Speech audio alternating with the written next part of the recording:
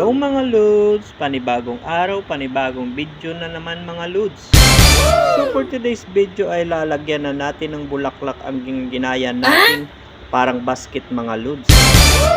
Ay na lang mga Lods, intro pa lang ay nabubulol na tayo. At bago tayo mag-umpisa mga Lods ay tara, kape muna tayo mga Lods.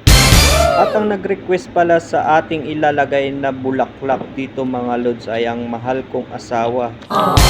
At napili niyang bulaklak na ilalagay ay kulay pink mga Lods. At dito mga Lods ay nauna na tayong tumusok ng dahon ng raskas mga Lods para medyo magpailalim yung ginawa nating design mga Lods. Saktong sakto ang paggawa natin nito mga Lods dahil may mga bagong bulaklak tayong dumating. Kaya kahapon din natin to nalagyan ng bulaklak dahil red rose lang ang bulaklak natin natira dito mga Lods. At nang matapos na nating itusok ang mga dahon ng raskas mga Lods ay isusunod natin dito itusok ay yung mga kulay pink na mga rose mga Lods. Kaya panoorin nyo na lang mga Lods kung paano ko to ginawa. Enjoy for watching mga Lods.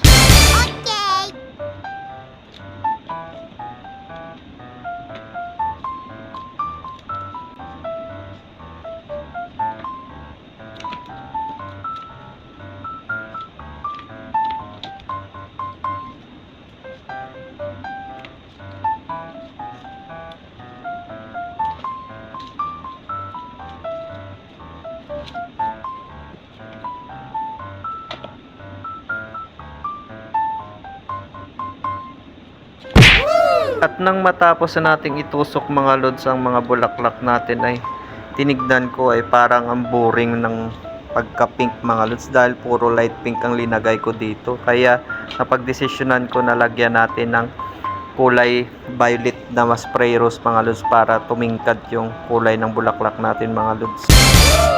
Dahil meron tayong mga pinutol na bulaklak ng chrysanthemum mga Lods nung linis tayo ng bulaklak mga Lods ay idagdag na lang natin dito mga Lods dahil sayang naman kung itatapon mo lang ito. At sa part na to mga Lods ay malapit na tayong matapos. Kaya gagawa tayo ng maliit na ribbon mga Lods at ilalagay dito sa kilid ng handle natin mga Lods. Dagdag design na din mga Lods.